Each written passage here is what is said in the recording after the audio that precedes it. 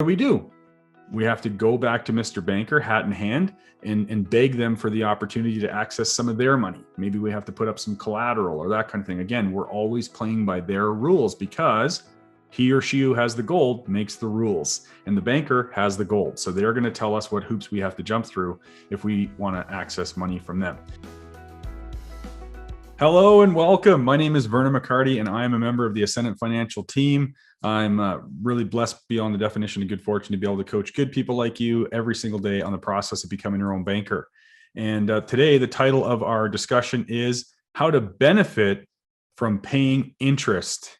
No, you don't have to check your sound audio. You're not crazy. You actually heard me say how to benefit from paying interest.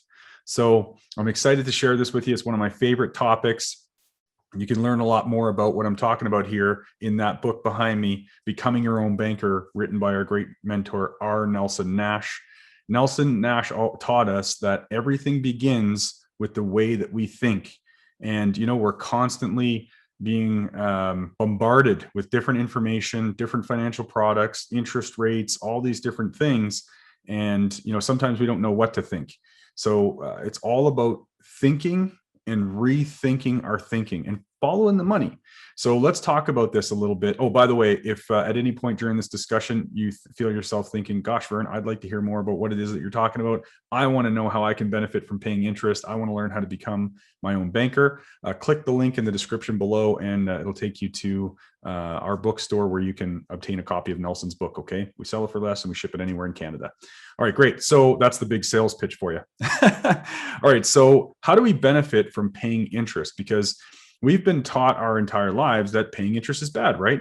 Borrowing money from other people and then paying interest to them, you know, that's not good for us. Now, I would wholeheartedly agree with that.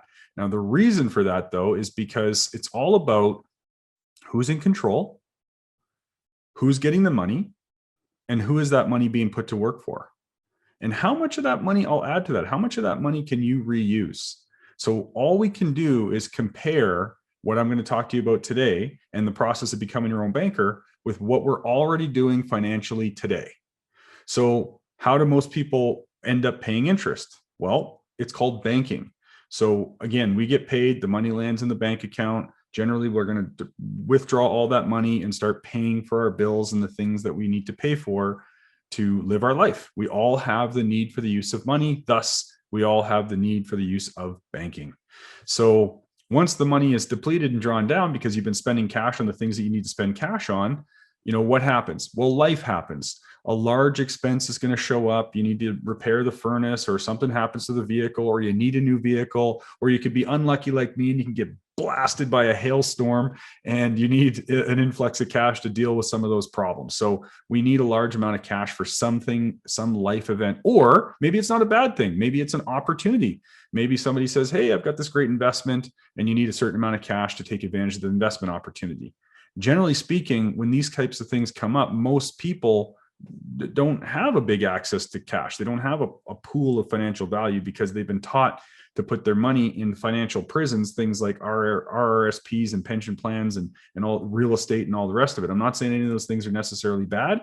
I'm just saying that once they're in those vehicles, it's sometimes very difficult to get the capital out to take advantage of other opportunities without some kind of a penalty or losing growth or all the rest of it, right? So what do? We have to go back to Mr. Banker, hat in hand, and beg them for the opportunity to access some of their money. Maybe we have to put up some collateral or that kind of thing. Again, we're always playing by their rules because he or she who has the gold makes the rules, and the banker has the gold. So they're going to tell us what hoops we have to jump through if we want to access money from them. And so now they're going to dictate the terms of the repayment schedule on that, and there's going to be an interest associated with it. Now, I have to now send money to the bank. They're the ones getting the money. They have all the control, and that money is being put to work for the shareholders of the bank, not for you and I, right? And now when I'm paying interest, I'm certainly not benefiting from that because I can't even re-access that money. I can't even use that money that I'm paying on interest to the bank. And then again, that money's being put to work for the shareholders of the bank. So let's contrast that with the process of becoming your own banker. Now, in Nelson's book, he describes banking by using a grocery store example to explain the process of banking. The reason why Nelson uses a grocery store, a lot of times people think, why are we talking about a grocery store if we want to talk about banking? Well, he wanted to use an example where you're both a consumer and a distributor of the product. Well, we all need groceries. We all need food for living. It's kind of part of being human. So, and we also all need capital. We all need money. We all have the need for the use of money. And, so the way that money is distributed in the world is via the process of banking, the process of banking. We're not talking about a product here. We're talking about a process. How do we get food? Generally speaking, most people, they go to the grocery store and access their food. So the whole point that Nelson's making is, if you owned your own grocery store, you would never be caught shopping for groceries down at the local grocery store down the street. Imagine you and I were business partners for a moment. Imagine we owned a grocery store business. In my home, my wife happens to, I'm blessed beyond, again, definition of good words or good fortune that my wife actually does the grocery shopping. She does the grocery shopping in our house. Now, if you and I were business partners and you found out for the last 4 years, my wife has been shopping for groceries at someone else's grocery store, you're probably not going to be too happy with me, are you? You and I are going to have words, and it isn't going to be a pretty conversation. Why? Well, because that money needs to be pumped back into our grocery store to create more profit for our business so we can buy more inventory to sell to more customers so that we have a profitable business that we can sell so that we can one day retire or enjoy passive income time, right? Well, how does that relate to banking? Well, if I want to become my own banker, this is how I'm going to start benefiting from paying interest. Now, by now, if you're watching this video, you probably know that we're using a tool called a permanent participating dividend-paying whole life policy. It's really just a tool. It's the tool that we use to implement the process of becoming your own banker. You can practice banking with a shoebox, but I don't know about you, but I'm pretty sure a shoebox is not a very secure place to store your capital. It's not a very good savings vehicle. Can we agree on that? Okay, great. Now, the best tool that we've been able to find for the process of becoming your own banker is a permanent participating dividend-paying whole life policy, right? So we're using this tool. Now, this tool is we want to do our very best to place the business or purchase the policy from what's called a mutual insurance company. Okay, there's nothing wrong with stock companies. I own policies with stock companies as well. And like Nelson would say, you do the best you can with whatever you've got. So if you have a whole life policy with a mutual company right now, with a stock company, or the only policy we can obtain is with a stock company, then so be it. Still a great tool. It still has all the same contractual guarantees. The only difference between the mutual company and the stock company really is that the stock company has shareholders and they have policy holders. And the pecking order by which, their service, the stockholder comes above the shareholder, the stockholder comes above the policy holder, Whereas with a mutual company, they have no shareholders. They have zero shareholder interest. They are owned 100% solely by the policy holders. Okay. So let's think about a mutual company for a moment. If I own this legally binding contract with the mutual insurance company, that actually makes me a co-owner in the life insurance business. That means I'm, eligible to receive dividends and on an annual basis based on the profit of the company, right? I get to take advantage of receiving a share of the divisible profit in the form of a dividend.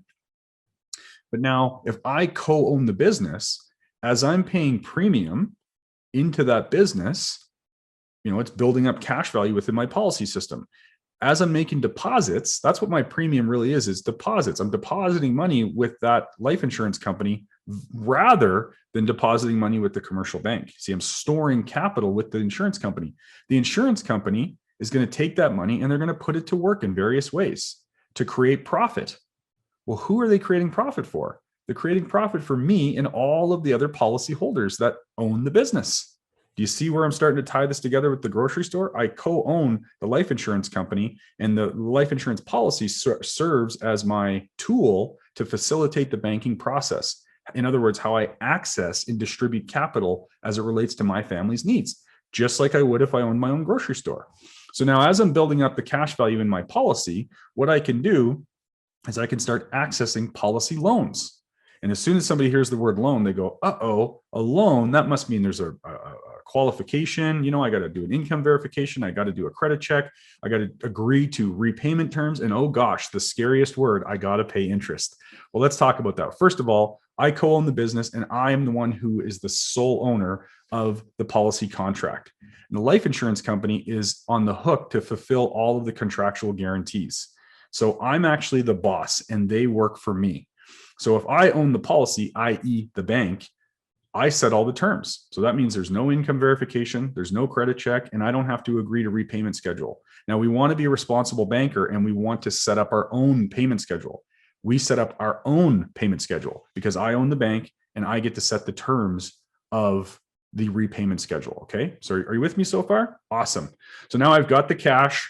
I'm going to use it for whatever I use it for. And now, is the insurance company going to charge me interest? Well, they better, because if they're going to lend money to me, that means that money is not being put to work within the insurance company. And they have a responsibility to create a profit for me and all of the other policyholders. So again, if we were in business together and you borrowed money from our business, would you and I agree to let you borrow the money from the business for free?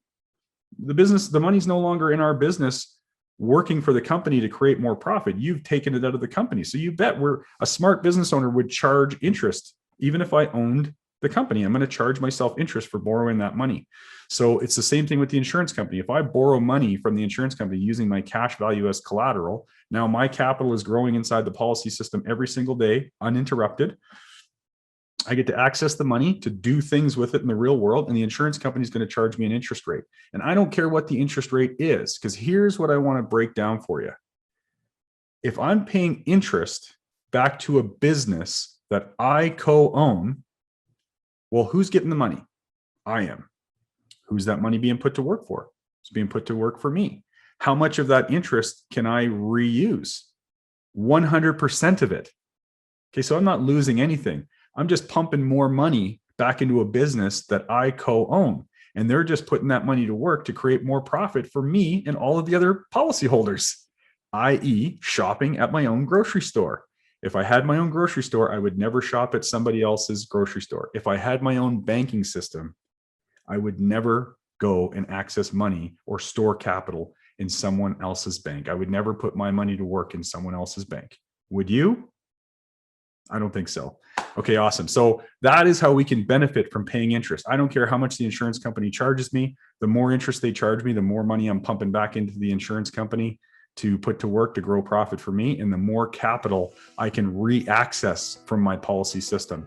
So that is how you benefit from paying interest. I hope you found this video really valuable. Please hit the like button, subscribe to our channel, share this with your friends, because don't keep it a secret. If you have some information that somebody would find valuable, please go ahead and share it with them.